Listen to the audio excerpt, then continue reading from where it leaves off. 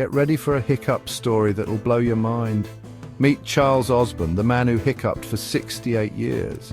It all started in 1922 when he was trying to weigh a hog.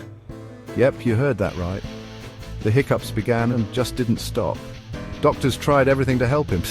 They even used carbon monoxide gas. Yikes! But nothing worked. Charles hiccuped through wars, moon landings, and 18 US presidents.